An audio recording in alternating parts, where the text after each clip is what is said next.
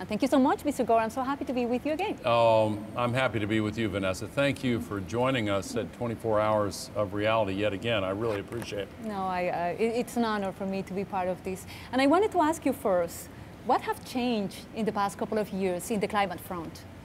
Well, I think there have been two very big changes. Mother Nature has been sending messages that are far more powerful than anything we as human beings can say. The climate-related extreme weather events have really shaken a lot of people up.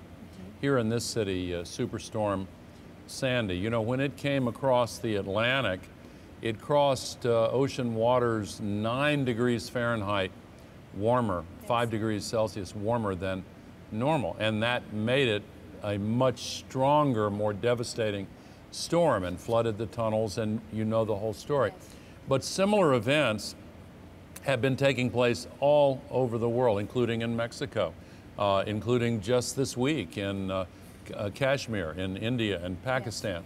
Yes. And these events that are 100 times more common today than 30 years ago have profoundly changed the global debate about the climate crisis. People feel it viscerally now, as Bob Dylan famously sang, you don't need a weatherman to know which way the wind's blowing. Yes. And people feel it now. The second thing that's changed is something we've been talking about a good bit today, and that is the sharp reduction in the price of electricity from solar energy and wind energy, and the reduction in price for other new sustainable technologies. And that has really changed the debate as well, because people now see, yeah, we can really solve this. So the road to Paris, where this global agreement is due to be arrived at in December of next year, is going to be a lot easier. It will still be difficult, of course, but it will be much more achievable than efforts like it in the past. And you just mentioned something that is truly remarkable. We have been seeing a lot of advances in technology, and in many countries we have seen the parity of the price of the grid and also solar power. Yeah. When do you think we're going to see something like that here in the United States? Well, we've already seen it in many states. In about 5 states, we've already reached grid parity, and actually the cost of new wind-powered electricity is just a fraction of the average cost of electricity. And there was an example recently in Minnesota on the Canadian border where a court had to decide on behalf of the electricity ratepayers what should be the source of all this new electricity that needs to be generated. And they evaluated all of the proposals, and solar electricity won right there on the Canadian border. So it's already competitive in much of the U.S. and will be in all of the U.S. In a few short years, because the price is still going down. Something that you mentioned is really important. For example, in states like California, Arizona, New Jersey, you can actually lease the solar panels and you don't have to give any money up front. But in other states like Florida, it's not actually a good investment for the people because of the legislation. So how important it is for the laws to actually accompany all this effort? Well, it's a time-honored practice for big businesses with a lot of money who are afraid that they can no longer compete in a free marketplace to use their wealth and power to try to get legislators to put tricky laws in place that give them an unfair advantage. And so that's what you see in states that have put a tax on solar panels, that's what happened. For example. That's outrageous. But something interesting is happening. There's a bipartisan resistance to this effort by the old coal-burning utilities to try to use the law to stave off the change that they know is coming. Republicans as well as Democrats who want to take advantage of cheaper electricity, and many of them would also like to reduce the pollution in the process, they have actually crossed party lines to tell their state legislators, hey, serve the public interest, not what this wealthy lobbyist wants you to do. So I'm encouraged about that. And on the other side, I think that corporations and investors are realizing that this is going to be the future, so they will have to go with that, right? Yeah, there's a big movement toward investment in renewables. Yes. There are great opportunities there for sure. Yes, to use an example, years ago we had these so-called subprime mortgages where Yes. millions of mortgages were given to people who couldn't pay them back. And it took a while for the marketplace and investors to realize, whoa, that doesn't have any real value, and they suddenly collapsed. Well, now a lot of investors are saying, hey, look, all this oil and coal, we can't possibly burn it all because the sky's already full of this pollution, and whether it's regulations or Mother Nature or local governments, whatever, it's not going to be able to be burned. And so a lot of people are saying, hey, let's stop investing in the dirty fuels of the past and start investing in the new alternatives of the future.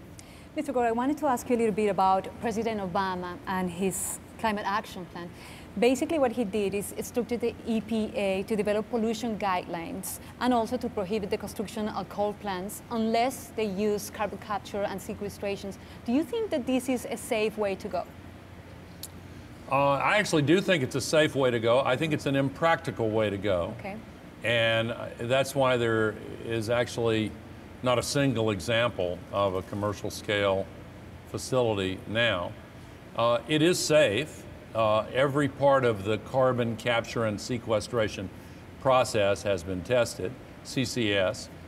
They trap the pollution in the air, and then they concentrate it, and they compress the CO2, and then bury it underground.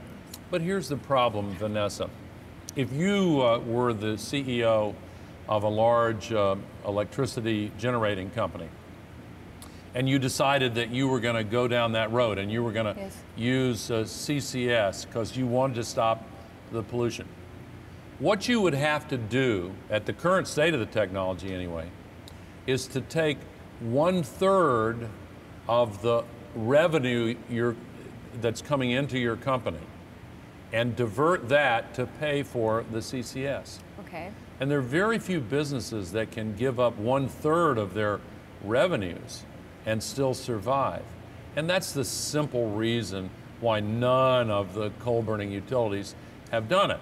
And the public is not willing to pay so much money because there's so much of this pollution. The answer is to stop generating all that pollution. Now, I do want to add one thought. Yes. It is possible that some clever scientists or group of scientists will come up with some yet unknown way to trap the CO2 in a much cheaper, more feasible way. I sure hope so, because it would make a lot of things easier. But people have tried for a long time, and it's just in the nature of the problem that it's extremely difficult to go out in the air and capture smoke. I know. Just it kind of hard. seems so complicated, so complex, the whole process of capturing the smoke and then buried it inside the earth. I mean, I think it's much easier to go with solar or to increase wind power. Yeah. Talking about the developing countries, South America especially, we have seen that they are actually going in the right direction. How important is for these countries to develop with clean technology? How long will it take? How important is for them to Oh, develop how it? important is it? Extremely Yes. important. This is a global challenge that requires a global response. But we're now seeing a lot of new steps in Peru and Chile and Brazil. Uruguay. Yes, it's very, very exciting. And Mexico has been one Yes. of the leaders in this in this whole process. For those countries that have abundant solar energy resources, which is most of them in South America, it really makes sense for a variety of reasons for them to move boldly in this direction. Talking about in the international arena, we are 1 week away for this very important climate summit, and we know that the United States is actually participating. How important is for our country to participate fully, for other countries to join in the international arena, the situation with the climate now? It's crucial because it's difficult for any country to change. Yes. This is a good change and they will benefit from it, but there are coal executives and other people in their countries that don't want to do it. And one of the easiest arguments they can make against change is to say, hey, look, if the United States isn't going to do it, then why should we? And that's what has happened. So if the United States takes that argument away and does move and does lead, then more likely than not, most of the rest of the world will follow. Mr. Gore, you have been on both sides because you have also been on politics. Do you think this is going to happen? Is it going to have bipartisan support? Yes, I think it used to, and I think it will again. But how long it takes will depend upon how active the viewers of this program and people who want to solve the climate crisis, how active are you willing to be? What can we do about it? What can we do to maybe tell our leaders that this is the way that we want to go? You can communicate with them directly, go to the meetings they have, go to the events where they appear. You can write them, call them, text them, email them, but do it with passion and conviction. And let them know that this is the top priority for you, and how these politicians react to it will determine not just your vote, but the uses of your energy. If you convince them, if you really mean it and are able to convince them that you will really help them if they do the right thing and really do everything to defeat them if they do the wrong thing, that can have a big impact. And people know that, I mean, at the end of the day, the power is on the hands of the people, right? Because they are the ones that actually elect the politicians. Yes, absolutely. Our democracy in the United States has unfortunately been diminished somewhat because of the unhealthy influence of big money in the political system. I wish it were not so, but it is so. Yet even in its diminished state, U.S. democracy still allows a committed, passionate individual to make a difference. And in the age of the internet, well-expressed opinions in blogs, on social media, connecting with others, can have a very powerful impact. We can create a revolution, right? I'm ready. I wanted to ask you on the personal level, Mr. Gore, how do you feel to see this shift in perception and all this new generation actually moving forward for this climate reality that we're facing? I'm very excited by it, very excited by it. I've been working on this for a long time, and when I see so many people joining the cause, when I see the thousands who have come to Climate Realities training programs and have gone through them, it makes me very happy. And when I see more and more business leaders speak up and say, we want to be a part of this change, I feel very happy about that. We're going to win this, Vanessa. The only question is how long it will take us to make this transition, and the sooner the better. Absolutely. If I give you 1 minute to let the world know one thing that they can do today, what would it be? It's important to change light bulbs, but it's more important to change laws. Yes. And in order to change laws, you sometimes have to change elected officials, or at least change the minds of elected officials. So while it's important to change the light bulbs, while it's important to be an active, aware consumer in the marketplace and pick the products that are going to have a positive environmental impact, while it's important to speak up in your school or business or community, it is most important of all to communicate forcefully, with kindness, not anger, but with forcefulness. Communicate to your elected leaders and to any candidates who seek your vote about why you care passionately that we solve the climate crisis, and how you as a citizen will hold politicians accountable for what they do on this issue. I was telling you right before we went on to the interview that I love the theme of this year's 24 hours. What do you think you are more hopeful right now? Well, I love the theme too, thank you. And I think it's appropriate because the reasons for hope are real. Even a few years ago, it would have been difficult to stand up here and say to people that solar energy is spreading so rapidly, yes, it's going to make up a huge part of our electricity generation and consumption. Now, I have no hesitation whatsoever because the facts have changed and we are going to win as a result. I wanted to ask you about natural gas. How do you feel about it? Because there is some mixed feelings about it. Yeah, it's a complicated issue, but ultimately it's fairly simple. Natural gas has only 1/2 as much CO2 compared to coal, yes, for each unit of energy produced. But natural gas is basically methane, and if some of that methane leaks directly into the air, it's way more powerful than a molecule of CO2, 82 times more powerful over a 20-year period. And so when people say natural gas is a safe or safer substitute, may not be, because they are leaking a lot of that methane.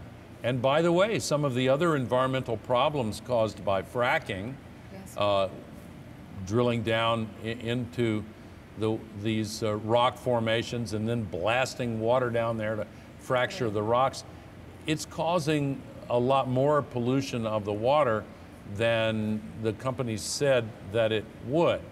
So there need to be tight regulations on those practices. And because, again, of the leaking of natural gas or methane, until they stop that, I don't think it's an acceptable alternative. We have been seeing and we have been hearing over the past couple of years so many advances in innovation. How important do you think is to encourage innovation? Oh, it's absolutely crucial. Just look at the benefits coming from these solar photovoltaic panels.